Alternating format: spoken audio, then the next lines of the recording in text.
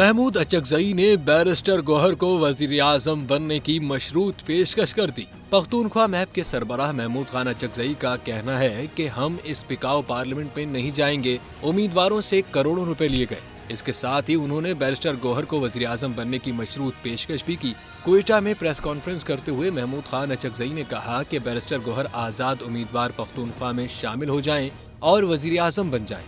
Election में धांधली के खिलाफ बलूचिस्तान के हर इलाके में एहतजाज करेंगे। आधे घंटे में नशिस्तें तब्दील की गईं। मुल्क की दीवारों को खोखला कर दिया गया है। महमूद खान अचकजई ने कहा कि अकाबरीन ने भी जमहूरियत के लिए जदोजहद की है और आइन की बालादस्ती से हमारा इश्क रहा है।